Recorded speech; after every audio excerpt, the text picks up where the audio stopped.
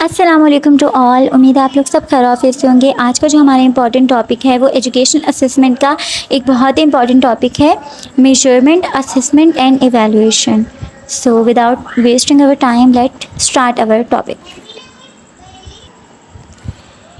First of all, we are starting the topic with our very important definition of measurement.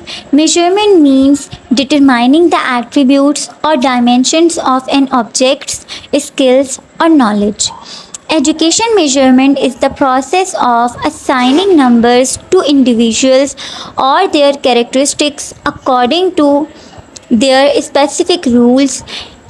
Educational measurement is closely related to the concept of testing, assessment and evaluation. It is quantitative based. ये quantitative based में होता है, यानी numbers की सूरत में हम इसको major कर सकते हैं। It is narrow to top. Education measurement में जो है स्टूडेंट की स्किल्स को, उसकी नॉलेज को मेजर किया जाता है, और हम ये मेजर किसके ज़रिए करते हैं? असेसमेंट के ज़रिए। असेसमेंट जो होती है वो उसकी ओवरऑल परफॉर्मेंस होती है कि क्लास में उसका बिहेवियर कैसा है, क्लास में जो एक्टिविटीज़ होती हैं, क्विज़ेज़ होते हैं, उसमें उसका रिस्पॉन्स कैसा है, वो एक्टिविटीज़ में पार्टिसिपेट करता है या नहीं। इस तरह उसकी ओवरऑल परफॉर्मेंस होती है, जितनी भी होती है उसको असेस किया जाता है। एक टीचर जो है उसको असेस कर सकता है, ठीक है। उसके बाद जो है उसकी टेस्टिंग के ज़रिए भी उसकी असेसमेंट के करते हैं और फिर उसको मेजर करते हैं। मेजरमेंट हम कैसे करते हैं? उसको रैंक देते हैं, स्कोर्स देते हैं, मार्क्स देते हैं बच्चे को, एंड देन हम उसकी इवैल्यूएशन करते हैं। इवैल्यूएशन का मतलब होता है तज्ज़िया करना, किसी भी चीज़ का तज्ज़िया करना। Examples of educational measurement is percentile rank. Percentile rank का मतलब ये होता है जिस तरह से हम रैंक देते हैं, फर्स्ट, सेकंड, थर्ड, इस तरह से। रो स्कोर्स के ज़रिए भी हम जो है वो बच्चे को मेजर कर सकते हैं, उसको हम जो है एग्जाम्पल है एक तरह से ये। और फिर स्टैंडर्ड स्कोर्स वो होते हैं कि हम बच्चे की जो Examples of educational measurement is percentile rank, row courses and standard scores जो होते हैं। Generally, there are three types of measurement. The first is direct, the second is indirect, and the third is related measurement in education. All kind of test, questionnaire, personal interviews, checking, written work, notes are included in measurement test. Generally, there are three types of measurement. The first is direct, the second is indirect, and the third is related measurement in education. All kind of test, questionnaire, personal interviews, checking, written work, notes included in measurement test. अब यहाँ पर ये बात बताई गई है कि three types of measurement होती हैं। द फर्स्ट इज़ डायरेक्ट, आप बच्चे की डायरेक्ट कोई मेजरमेंट कर रहे होते हो, असेसमेंट के ज़रिए हम उसकी मेजरमेंट कर रहे होते हैं। द सेकंड इज़ इनडायरेक्ट हम उससे क्वेश्चन कर सकते हैं, या फिर हम उसकी इनडायरेक्टली टीचर जो है बहुत ही खामोशी के साथ एक बच्चे की मेजरमेंट करता है, असेसमेंट करता है कि बच्चा कितना सीख रहा है, उससे कोई क्वेश्चन कर सकता है, कोई जनरल नॉलेज के कोई क्वेश्चन कर सकता है, तो जिससे बच्चे की इनडायरेक्ट जो है असेसमेंट हो रही होती है, टीचर उसको मेजर कर रहा होता है। और the third is related measurement in education, मतलब कि जिस तरह हम उसकी टेस्टिंग करते हैं, सबमेटिव जो फॉर्मेटिव और सबमेटिव टेस्ट होते हैं, पेपर्स होते हैं, उसके ज़रिए भी हम बच्चों की मेजरमेंट कर सकते हैं। इसके अलावा जो है ऑल काइंड ऑफ टेस्ट, जितने भी तरीके के टेस्ट होते हैं उनके ज़रिए भी हम एक बच्चे की मेजरमेंट कर सकते हैं। क्वेश्चनियर का कॉन्सेप्ट मैं आपका क्लियर कर दूं। सपोज़ आप किसी प्लेस पे गए हो या आप मार्केट गए हो, तो मार्केट में किसी भी प्रोडक्ट के अकॉर्डिंगली आपको कोई पेपर दिया जाता है, वहाँ पे सर्वे हो रहा होता है, किसी प्रोडक्ट से रिलेटेड कोई सर्वे अगर कोई कर रहा है तो वो आपको एक पेपर देंगे, उसको क्वेश्चनियर कहते हैं। उसमें 5 to 15 क्वेश्चन होते हैं उसके अंदर। बहुत अगर हम कम क्वेश्चन देखें तो उसमें 5 होते हैं, और अगर हम ज़्यादा देखें तो 15 होते हैं। उसमें आपको उस प्रोडक्ट से रिलेटेड येस और नो पे आपको टिक करना होता है, जहाँ पर उनकी जो है वो असेसमेंट होती है। उन्हें वो इस चीज़ को एनालाइज करते हैं और इस चीज़ को वो डायग्नोस करते हैं कि किस तरीके से वो इस प्रोडक्ट को और ज़्यादा अच्छा कर सकते हैं। उसके लिए वो एक क्वेश्चनर तैयार करते हैं जिसमें वो लोगों का रिव्यू लेते हैं, लोगों के ओपिनियंस लेते हैं कि आप लोगों को ये प्रोडक्ट कैसी लगी है। अगर मार्केट में कोई एक ऐसी प्रोडक्ट है, स्किन वाइटनिंग की कोई प्रोडक्ट है, तो उसके रिलेटेड वो बहुत सारे क्वेश्चन वहाँ पे राइट कर देंगे कि आया ये प्रोडक्ट जितना भी हम क्लेम करते हैं उस पर ये पूरा उतर रही है, क्या ये गोरा कर रही है, क्या ये आपको इससे आपको एक्नी तो नहीं हो रही, कोई रिएक्शन तो नहीं हो रहा। तो वो क्वेश्चन आपसे पूछते हैं, उसको हम सर्वे का नाम दे सकते हैं। ज़रूरी नहीं है कि ये क्वेश्चन है, यूनिवर्सिटी लेवल पे भी स्टूडेंट जो है वो सर्वे करते हैं।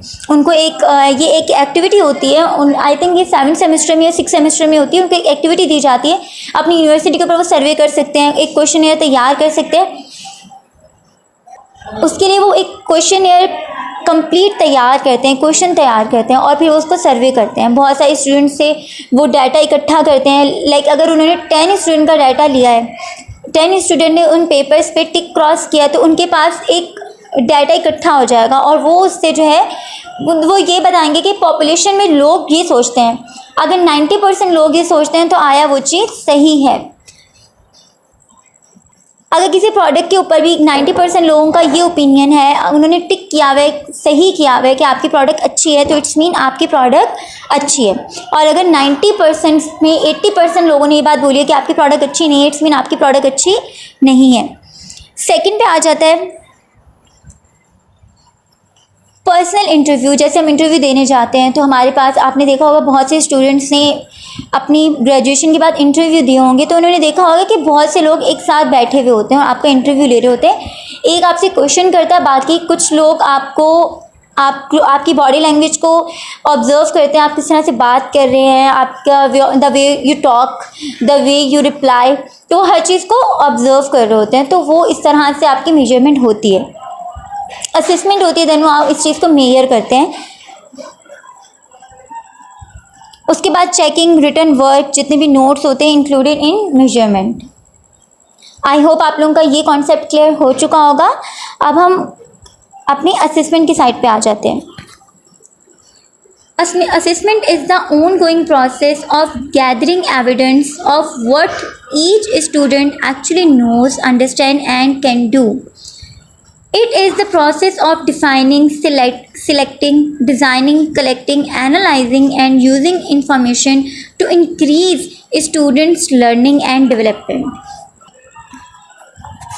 असेसमेंट क्या होती है? एक स्टूडेंट की असेसमेंट जो है एक क्लास टीचर है वो सबसे अच्छी तरीके से कर सकता है, क्योंकि एक टीचर होता है वो अपने स्टूडेंट के साथ 7 to 8 आवर्स रहता है। तो वो स्टूडेंट की असेसमेंट ऐसे करता है कि उसको देख रहा होता है कितना वो पिक कर रहा है, अगर टीचर कोई क्वेश्चन उससे पूछ रही है तो किस तरह से वो रिस्पॉन्स कर रहा है। ओवरऑल जो असेसमेंट होती है ना वो एक अच्छा टीचर ही कर सकता है। तो फिर उसकी असेसमेंट होती है, टीचर उसकी टेस्टिंग के ज़रिए उसकी असेसमेंट करती हैं, क्विज़ेस के ज़रिए उसकी असेसमेंट करती हैं, फाइनल एग्ज़ाम होते हैं उसके ज़रिए उसकी असेसमेंट हो रही होती है। तो फिर टीचर उसको मेजर करती हैं कि बच्चा किस पोजीशन पर, किस लेवल पर आ चुका है और उसने कितना कुछ सीखा है, ये कितना कुछ कर सकता है अपने उस क्लास के अकॉर्डिंगली, अपने सब्जेक्ट, अपने टॉपिक से रिलेटेड उसने कितना कुछ सीखा है। तो टीचर उस चीज़ को असेस करती है, असेस करने के बाद उसको मेजर करती है, देन उसको एक रैंक देती है।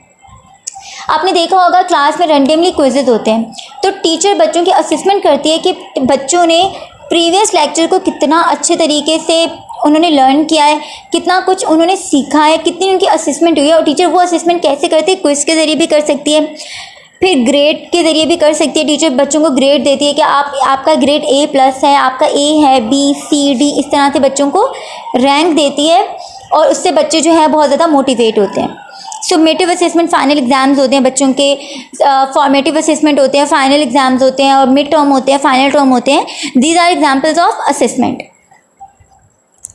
एक अच्छा टीचर वही होता है जो अपने बच्चे की पूरी असेसमेंट करने के बाद उसकी जो कमज़ोरियाँ हैं उसको बाहर निकाले।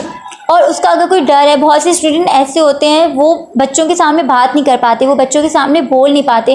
तो एक अच्छी टीचर की ये खासियत होती है कि वो अपने बच्चे के अंदर से वो खौफ और वो डर बाहर निकालते। अगर बच्चे की कहीं कोई कमज़ोरी है, किसी सब्जेक्ट में वो कमज़ोर है, वीक है, तो टीचर उसकी वो सारी खामियों को ओवरकम करे। ये एक बेस्ट टीचर की निशानी होती है, बिकॉज ओवरऑल जो असेसमेंट कर रहा होता है ना वो एक टीचर ही कर रहा होता है। Then evaluation. Evaluation in education can be defined as a continuous process based upon criteria which cooperatively developed and concerned with measurement of the performance of learners, the effectiveness of teacher, the quality of the program. Evaluation is defined as a systematic process by which the work or value of something is judged. Definition of evaluation. Evaluation focuses on grading and might reflect classroom components other than course content and master level. Evaluation को अगर हम define करें तो evaluation जो है वो तज्ज़िया करने को कहते हैं। किसी बच्चे की ओवरऑल परफॉर्मेंस को एक टीचर से बातचीत करने के बाद उस बच्चे की ओवरऑल परफॉर्मेंस को चेक किया जाता है, जज किया जाता है कि ये बच्चा कितना अच्छा, इसने कितना सीखा है। फिर उसको इवैल्यूएट करते हैं, उसको तज्ज़िया करके लास्ट में उस बच्चे को एक रैंक दे दिया जाता है। Types of evaluation: placement evaluation, formative evaluation and summative evaluation.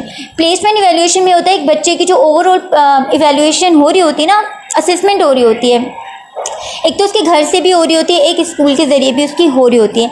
Second उसकी फॉर्मेटिव असेसमेंट। फॉर्मेटिव इवैल्यूएशन कैसे, हम उसके मिड टर्म के ज़रिए, उसकी टेस्टिंग के ज़रिए उसकी इवैल्यूएशन हम कर सकते हैं कि उसने आया टेस्टिंग में कितने मार्क्स लिए हैं, क्विज़ेस में कितने मार्क्स लिए हैं, कितनी वो एक्टिविटीज़ में उसने पार्टिसिपेट किया है, जितनी भी स्पोर्ट्स एक्टिविटीज़ होती हैं, जितनी भी एक्टिविटीज़ होती हैं डिफरेंट, तो उसने कितना पार्टिसिपेट किया है। एंड फाइनल में सुमेटिव एग्ज़ाम जब फाइनल होते हैं तो उसका पूरा एक तज्ज़िया करके टीचर से बातचीत करने के बाद, हर चीज़ करने के बाद उस बच्चे को एक रैंक दिया जाता है फर्स्ट, सेकंड, थर्ड का, उसको हम इवैल्यूएशन कहते हैं। In simple words, we can say that evaluation is overall performance. The teacher evaluates the student all learning behavior and overall activity during class for final result. एक teacher जो होती है evaluate करती है एक बच्चे की हर चीज़ पर फोकस करती है, उसको असेसमेंट करती है, फिर उसको मेजर करके फिर इवैल्यूएट करके टीचर उसको फाइनल में उसको मार्क्स दे देती है जस्ट। आई होप आप लोगों को आज की वीडियो अच्छी लगी होगी। If you like my video then like channel and hit the bell icon. जज़ाकल्लाह।